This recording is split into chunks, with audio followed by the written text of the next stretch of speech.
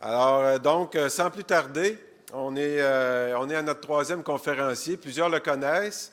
Donc, c'est Robert Coallier qui est chef de la direction chez AgroPure. Donc, Robert est à cette fonction-là depuis février 2012. Avant de se joindre à l'entreprise, il a occupé différents postes dans des entreprises, dont CIMAC. Il a été beaucoup présent aussi dans le commerce de détail, notamment chez Molson et Dollarama.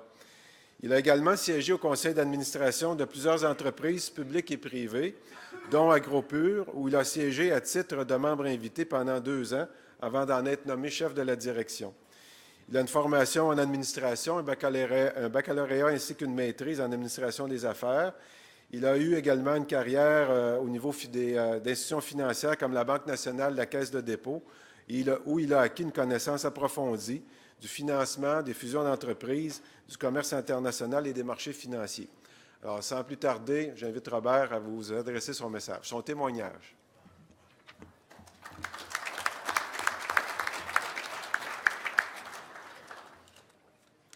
Un petit peu d'énergie pour commencer.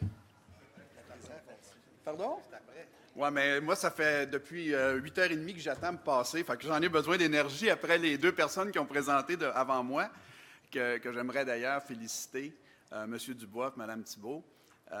Alors, merci Alain, merci Bruno. Merci à vous tous de m'accueillir aujourd'hui. C'est toujours un honneur, un privilège et un plaisir de venir parler à nos partenaires d'affaires. D'autant plus que cette année, on fête chez AgroPure notre 80e anniversaire. Et ça aussi, on est très fiers. 80 ans, pour nous, ça se célèbre dans la transformation. On a entrepris depuis plusieurs années une grande transformation chez AgroPure. On est passé d'une entreprise orientée vers la production à une entreprise de plus en plus orientée vers le consommateur. Et c'est un peu de quoi je vais vous entretenir aujourd'hui. Je vais vous parler, entre autres, du consommateur. Vous le réalisez tous, vous êtes soit sur les médias sociaux, soit vous regardez la télévision, vous écoutez la radio. Notre monde change. Notre monde change à une vitesse fulgurante, tant au niveau social que politique. Si on regarde au sud de la frontière, juste un petit peu plus bas, on s'aperçoit que le monde politique change à la vitesse de la lumière. C'est une réalité à laquelle on doit s'adapter. Puis notre industrie n'y échappe pas. Ça aussi, c'est une autre réalité. Elle vit et continuera de vivre des changements importants. Alain, d'entrée de jeu ce matin, disait plutôt la relation producteur-transformateur a évolué et j'espère que la présentation que je vais vous faire aujourd'hui va contribuer à faire évoluer encore plus cette perception. Et le but ultime que j'ai aujourd'hui dans cette présentation-là, c'est de s'assurer qu'on travaille ensemble. Parce qu'en bout de ligne, on a le même objectif. Ah, il faut que je fasse ça aussi, hein? Oui. Alors, je vais commencer par une citation d'un homme qui a vécu il y a quelques années, c'est-à-dire qui a vécu à la fin du 19e siècle. Charles Darwin, c'est celui qui a parlé de l'évolution sur la Terre. Il est reconnu pour une de ses citations. « Les espèces qui survivent ne sont pas les espèces les plus fortes ni les plus intelligentes, mais celles qui s'adaptent le mieux au changement. » Alors, vous comprendrez qu'aujourd'hui, je ne viens pas vous parler de comment on est fort puis comment on est intelligent. Je viens vous parler de l'urgence, puis je dis bien l'urgence, de s'adapter. Alors,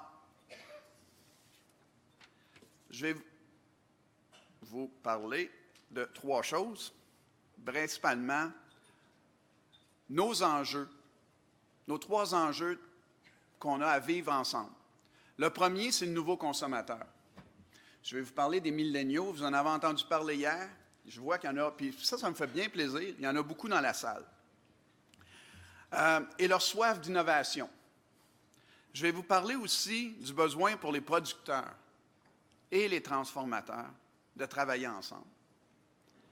Finalement, je vais vous parler de comment AgroPure se transforme pour s'adapter à ces changements, à ces nouvelles réalités.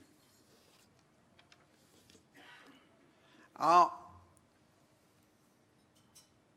on vit présentement la plus grande révolution de l'histoire.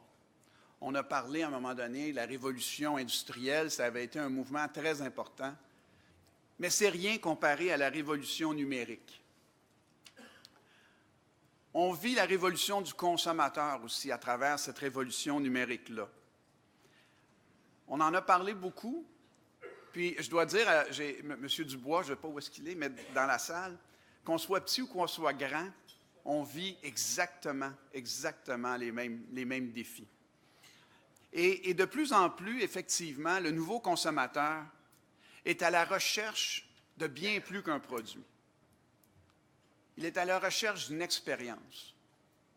Il est à la recherche des valeurs de l'entreprise qui sont derrière ces produits-là.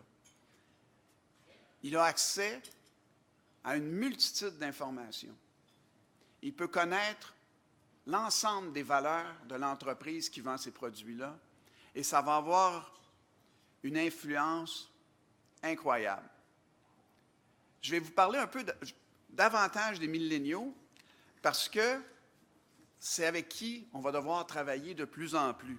Moi, je suis un baby boomer, borderline. Il y a d'autres baby boomers dans la salle. Je ne dis pas qu'on est plus bon à grand-chose, mais il faut préparer les prochaines générations. Alors, c'est qui le fameux millionnaire? C'est celui qui est venu au monde entre 1980 et 2000. Alors, vous vous reconnaissez, là. Vous êtes ceux qui sont en train de changer radicalement le monde du travail et la façon de consommer. Et pourquoi je dis le monde du travail? Parce que vous allez voir, ça a une influence chez AgroPure. On parle toujours du consommateur qui change, mais le consommateur qui change, c'est aussi la personne qui vient travailler chez AgroPure. Alors nous, comme entreprise, on doit s'adapter à ça et je vous en reparlerai. Il y en a 2,5 milliards sur la Terre. C'est la population ou la génération la plus nombreuse de l'histoire du monde. 87 millions aux États-Unis, puis au-delà de 10 millions au Canada. Pour chaque baby boomer au Canada, il y a 1,2 personnes qui est née entre 1980 et 2000. En 2025, demain ça, 2025, ils représenteront 75 % de la population active dans le monde.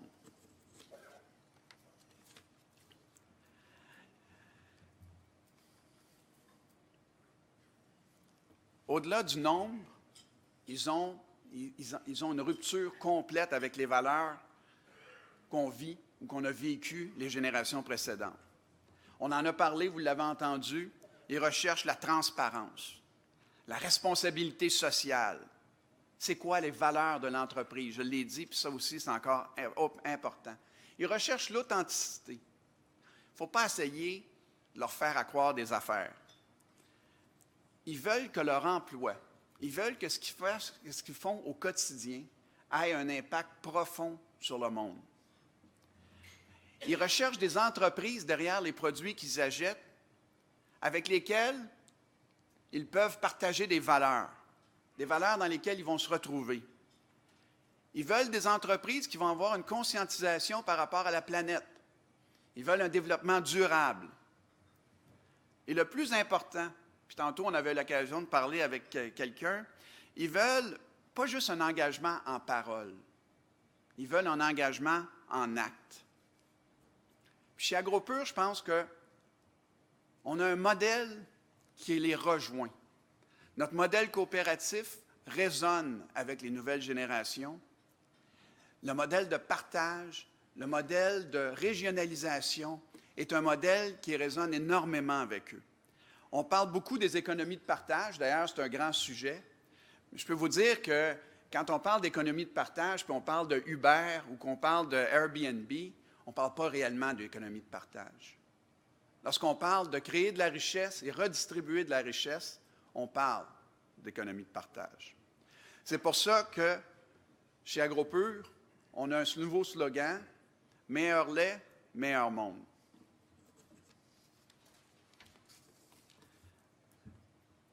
Si je partage avec vous quelques informations additionnelles. Les médias sociaux. Je m'en voudrais de ne pas prendre 30 secondes pour parler des médias sociaux. Les médias sociaux ont un impact incroyable. On l'a vu récemment. Tantôt, j'ai entendu parler là, du logo des PLC. On a vu rapidement comment le message des consommateurs est sorti clairement. On l'a vu lors de la manifestation, ou oui, je pense que c'est une manifestation qu'on appelle ça. La marche citoyenne, merci.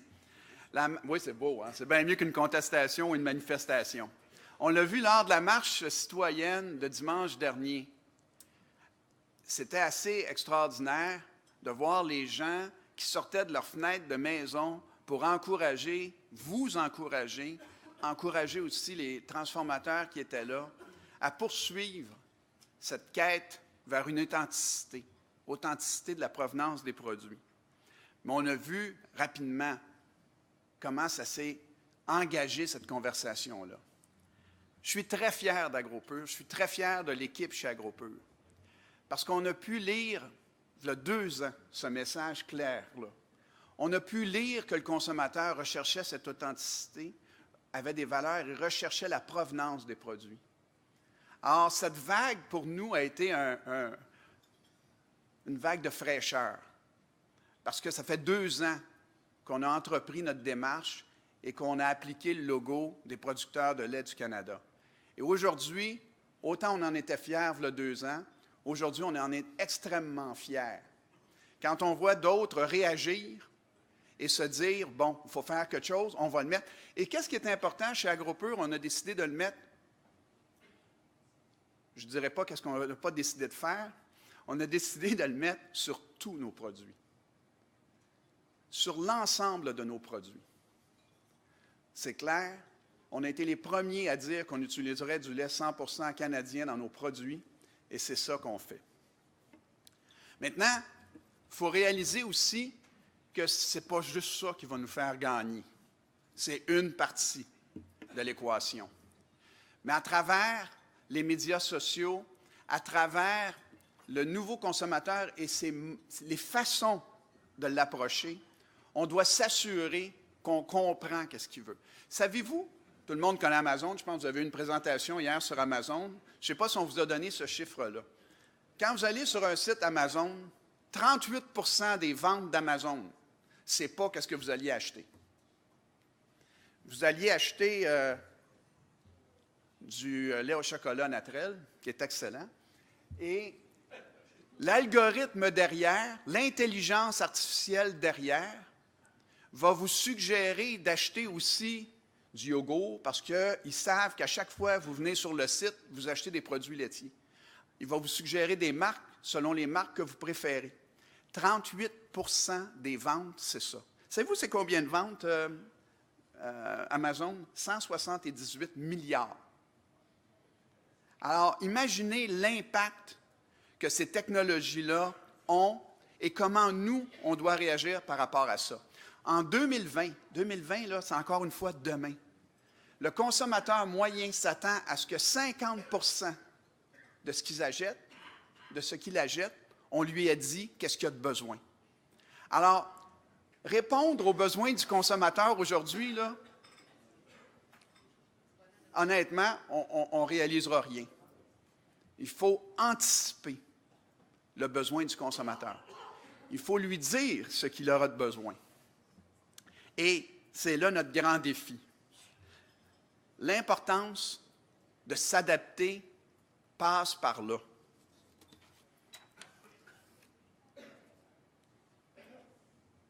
Oups. Vous pouvez reculer avec le rouge. Je peux reculer, je cherche mon rouge. Bon, voilà. Chez nous, on a une approche différente. Tantôt, on a parlé de la chaîne d'approvisionnement. Chez nous, on ne croit plus qu'il y a une chaîne d'approvisionnement. On croit qu'on est passé d'un mouvement, puis il faut passer d'un mouvement linéaire où il y avait le traditionnel producteur, le transformateur, le détaillant, puis le consommateur. Puis c'était pas bien grave si le transformateur ne s'occupait pas du consommateur, puis c'était pas bien grave si le producteur ne s'occupait pas du consommateur. C'était le détaillant, c'était la job du détaillant. Nous, on pense que ce modèle-là a changé. Ce modèle-là n'est plus viable à long terme ni à court terme. Le centre de toutes nos activités devrait être le consommateur. Ensemble, les producteurs, les transformateurs et les détaillants, si on veut gagner et regagner de l'espace d'estomac, de la place que d'autres breuvages comme les jus, les cafés, les thés ont pris, bien, il faut travailler ensemble. Il faut être à l'écoute et il faut même anticiper les attentes des nouveaux consommateurs. Alors, je vais vous dire que pour nous aussi, c'est essentiel que notre industrie travaille de la ferme à la table, mais aussi de la table à la ferme. Qu'on comprenne tous, pas seulement qu'est-ce qu'on doit amener vers le haut, mais qu'est-ce que le haut s'attend du bas, de toute cette circulaire-là.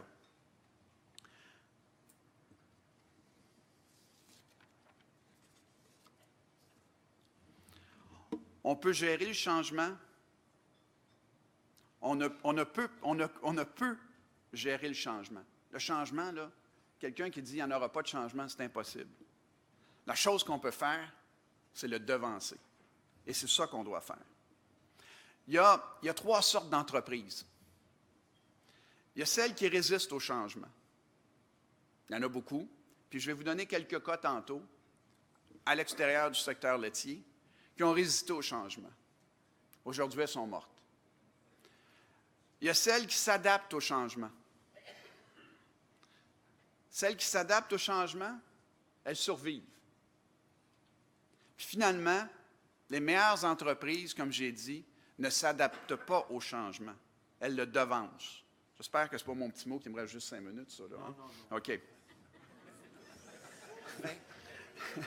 Je commençais à être nerveux, là. C'était à la barouette. Je vous parlais... Oui, je le sais, mais j'ai dit c'est peut-être pas bon. Là. Non, c'est bon, c'est bon. C'est peut-être le temps qui est écoulé. Je vous parlais d'Amazon. En 1999, Jeff Bezos, le fondateur d'Amazon, est interviewé. En 1999, là, ça fait 20 ans. Il est interviewé et l'intervieweur lui disait, ou lui demandait, « Monsieur Bezos, vous avez 10 milliards de chiffre d'affaires. J'imagine que vous avez atteint vos objectifs. » Il a même ajouté, « Vous êtes rendu de la même grosseur que Sears. » Le reste, c'est de l'histoire. En 2014, ils avaient 89 milliards de chiffre d'affaires. En 2015, l'année d'après, là, ils avaient 107 milliards de chiffre d'affaires. En 2016, 135. Puis en 1978, en 2018, ils avaient 178 milliards. Et je suis convaincu que si on veut que notre industrie se développe, on doit s'inspirer de ces entreprises-là. On doit comprendre ce qu'ils ont vu et l'adopter, et l'adapter, et l'adopter dans notre industrie. Je vais vous donner une couple d'exemples, encore une fois, parce que, oups, là, je suis... Oui, ça ne répond pas tout le temps, hein? Ah, OK. Là, je comprends. Bon. Mais c'est parce que j'aime pas ça me regarder. Regarde. Ceci étant dit, je comprends ce que vous voyez, fait que je vais essayer d'aller plus vite.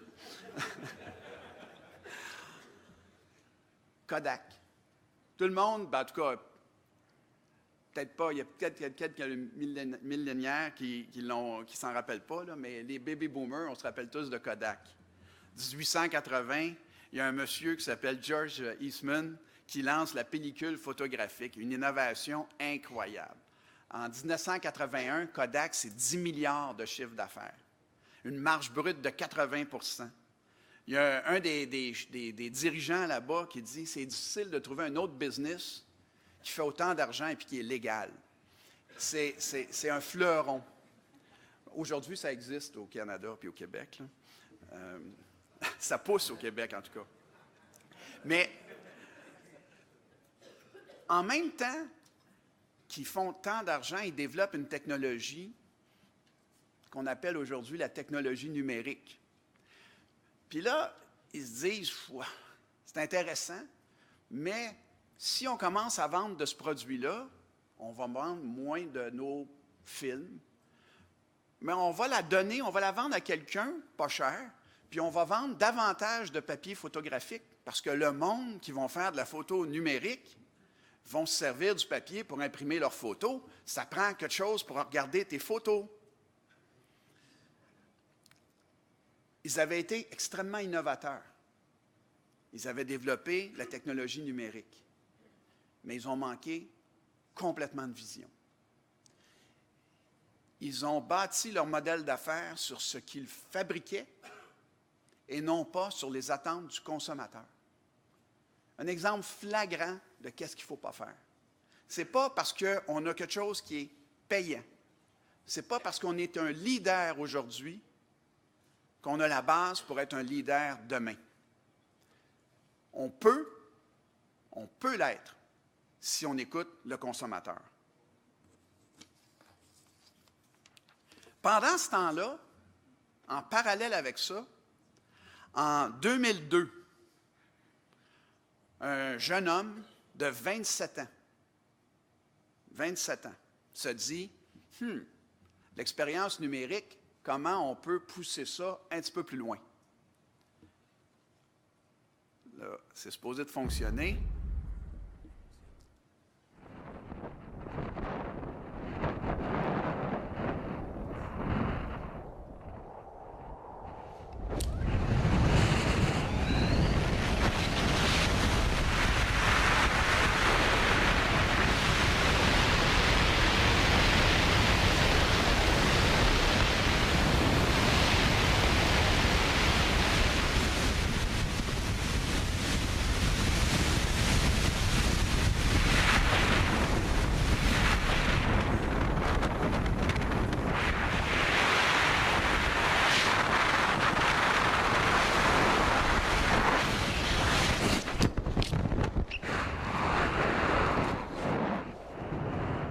Super cool!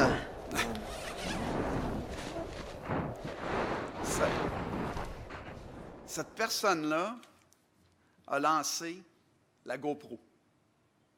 Aujourd'hui, la GoPro, c'est 1,7 milliard de chiffre d'affaires. Ce qu'il a fait, il a décidé que la technologie numérique devait aller encore plus loin. Il a créé un véhicule de captation et de diffusion.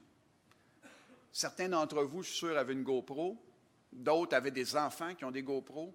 C'est une expérience incroyable. Qu'ils fassent n'importe quelle activité, ils se collent ça dans le front, ils se collent ça dans quelque part, puis ils se filment. Puis,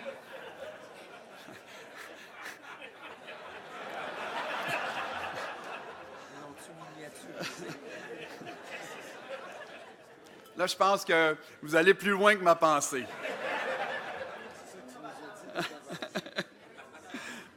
Mais ça vous montre encore une fois l'importance de s'adapter à des réalités. Et je vais vous dire, pour cette présentation-là, je connais bien GoPro, mais j'ai fait davantage de recherches. Et aujourd'hui, le défi de GoPro, c'est de se réinventer. Déjà, ça a été inventé en 2002 et déjà, ils doivent se réinventer.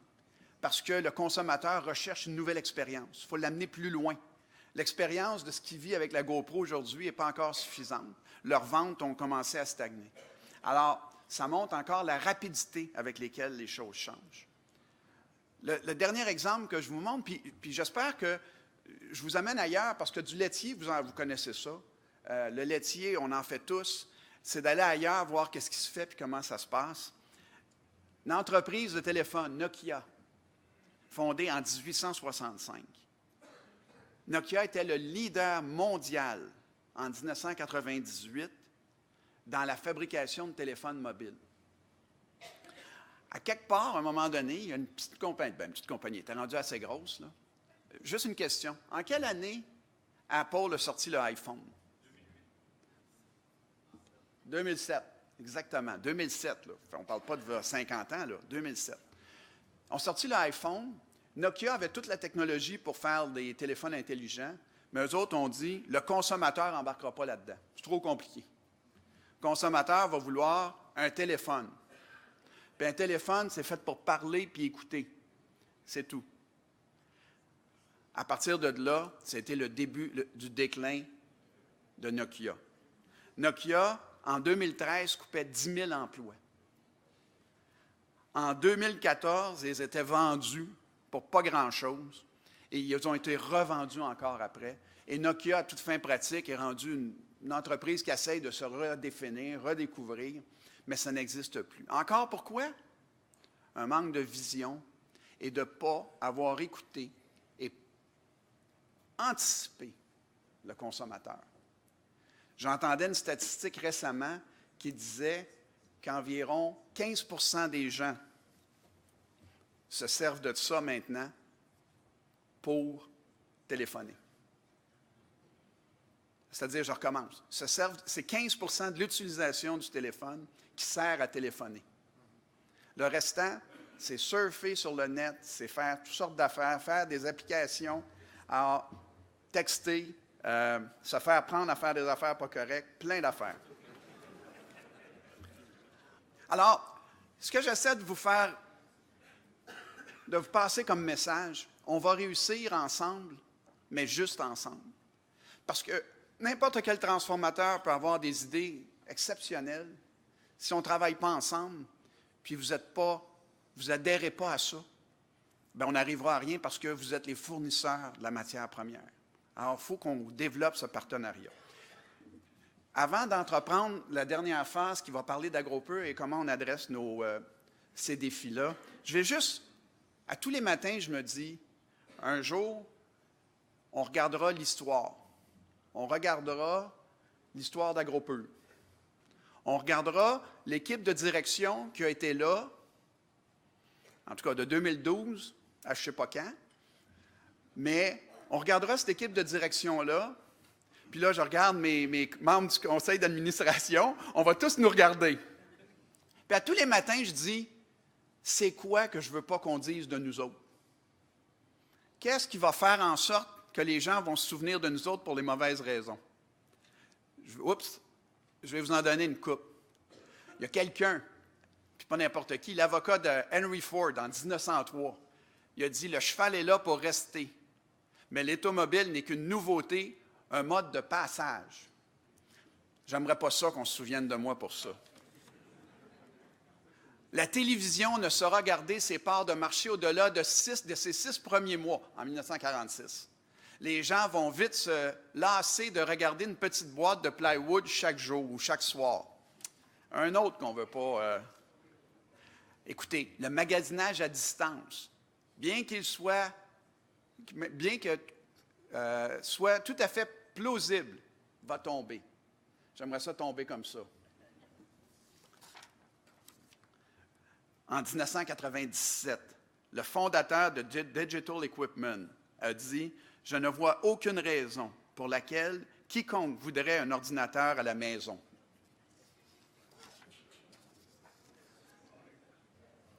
Je prévois que l'Internet connaîtra une croissance spectaculaire et ensuite une chute catastrophique entre 1995 et 1996. Je ne suis pas sûr s'il y avait encore une job en 1997. Alors, vous comprendrez l'importance d'adhérer au changement, d'avoir une vision ensemble et la même vision. Chez AgroPur, on travaille sur 5 piliers. Notre transformation s'est effectuée à travers ces 5 piliers-là. Comme je vous ai dit tantôt, on est passé d'une entreprise orientée sur la production à une entreprise qui tend, on n'est pas rendu là encore, mais qui tend à aller de plus en plus vers le consommateur. Puis on est fiers de nos résultats. On est très fiers à date. Lorsqu'on parle de Natrel qui est maintenant la marque numéro 1 dans le finement filtré au Canada, qui est la marque numéro 1 dans le biologique et la marque numéro 1 dans le sans lactose. 63 de part de marché dans le sans lactose. On en est très fiers.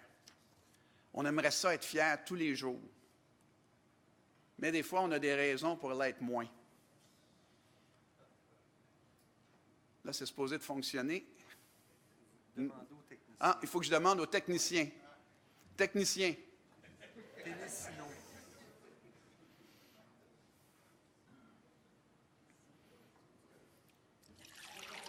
Votre lait est-il 100% canadien ou 100% américain?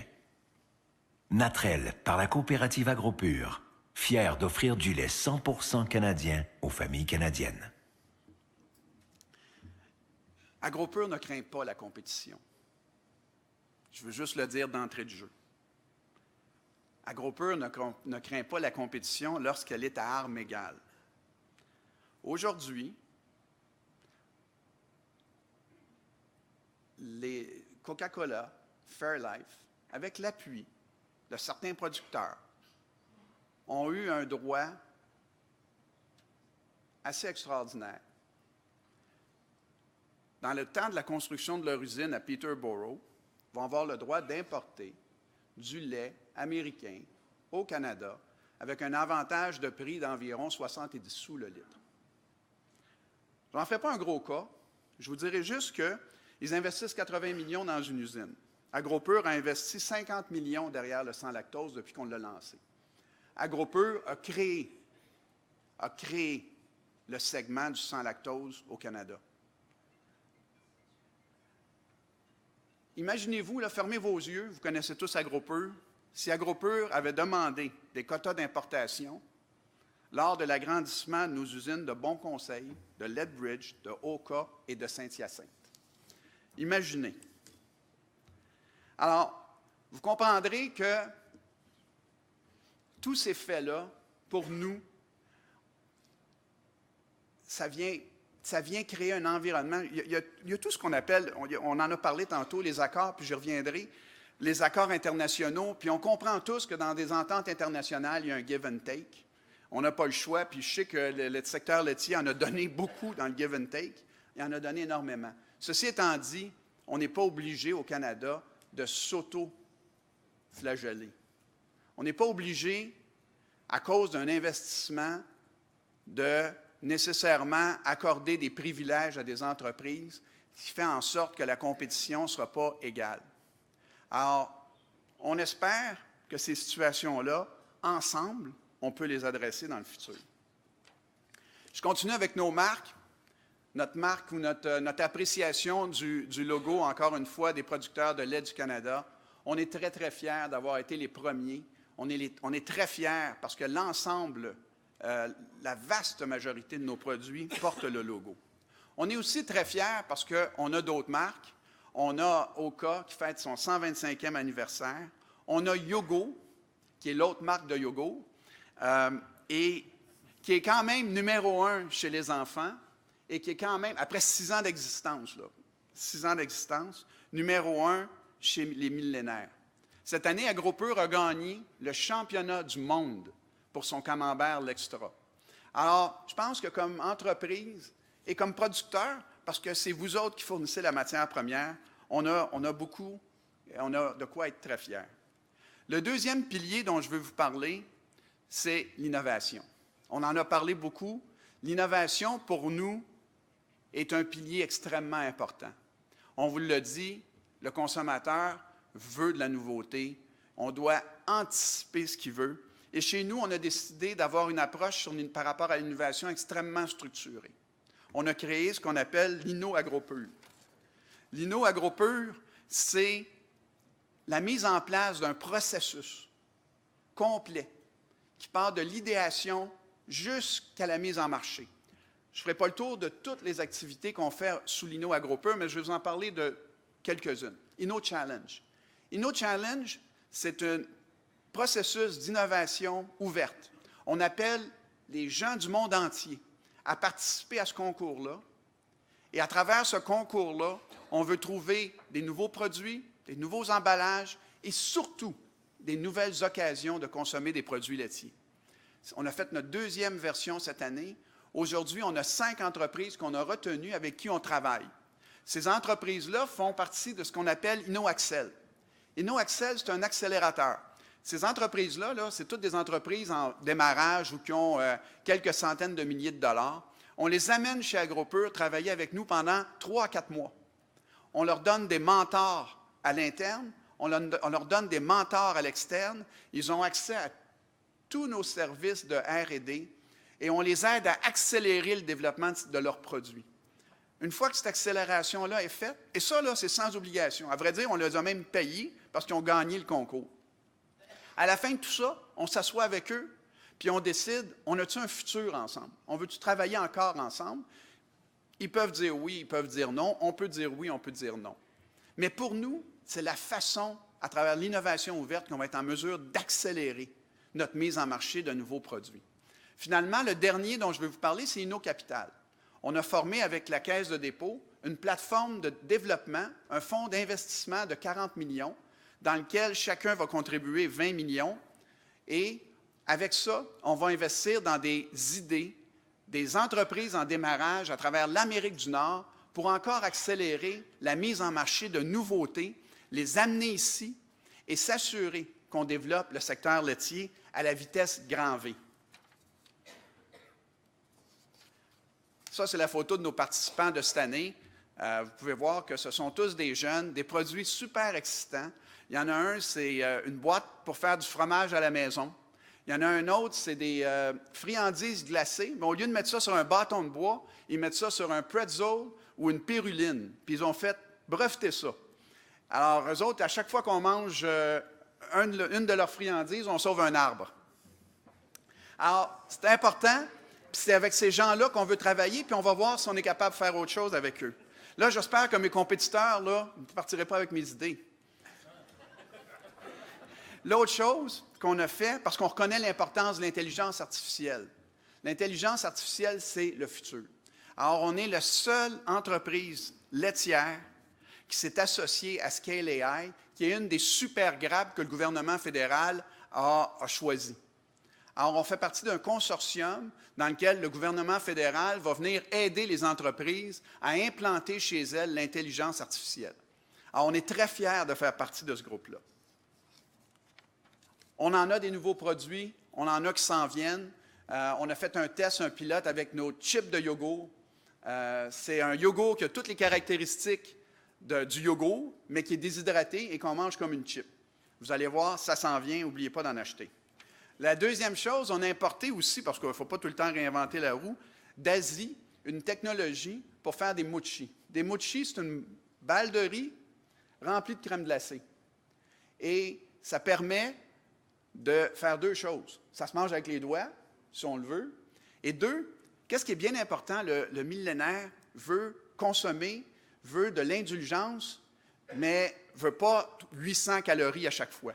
Alors ça permet de doser. C'est à peu près 60 calories, 8h30 le soir, on regarde la télé, une petite fringale, oups, un petit mochi, puis on est contenté. Alors, c'est le genre de consommation qu'on vise. La dernière innovation qu'on va aussi tester bientôt, c'est une machine qui va faire de la crème glacée en 1 minute. En 1 minute. Je ne vous en dis pas plus. C'est extraordinaire. On est emballé là-dedans. C'est une technologie avec qui on s'est associé, des gens en Israël. J'espère que vous n'êtes pas chez un compétiteur, là, celui qui prend plein de photos. Là, hein? C'est pas grave, toutes ces affaires-là sont brevetées. Alors, j'enchaîne rapidement là, parce que je vais manquer de temps, c'est sûr. Puis j'aimerais ça vous parler pendant 2 heures, mais je suis tanné de me voir. On a un programme, parce qu'on en a parlé. Qu'est-ce qui est important aussi, c'est d'être compétitif. M. Dubois l'a dit.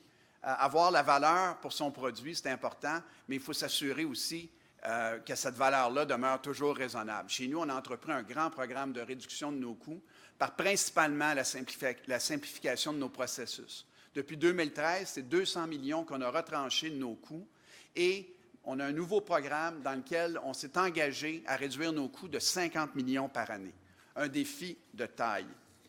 L'autre pilier sur lequel on travaille, c'est le capital humain. Le capital humain, pour nous, c'est essentiel. Une entreprise, c'est du monde.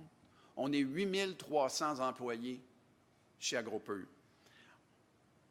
Je vous ai dit tantôt, il y a un nouveau consommateur, je vous ai dit qu'il y avait un nouvel employé, et c'est important de reconnaître les valeurs de ces nouveaux employés-là.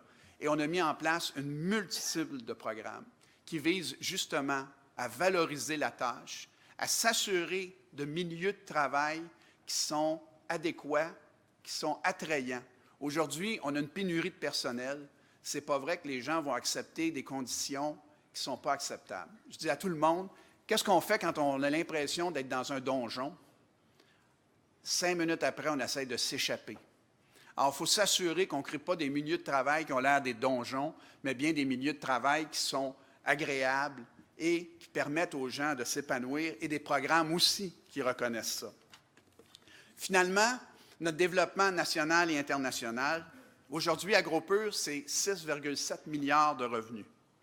On est parmi les 20 plus grands au monde. Ceci étant dit, on est grand, mais on n'est pas si grand que ça. On est 20e au monde. Nos compétiteurs au Canada sont plus petits que nous au Canada, mais sont beaucoup plus gros que nous dans le monde. Sans les nommer, il y en a plusieurs qui ont 20-25 milliards de chiffre d'affaires. Si on veut assurer la pérennité de notre entreprise et on veut s'assurer de sa pertinence, on doit demeurer un joueur significatif sur l'échelle mondiale.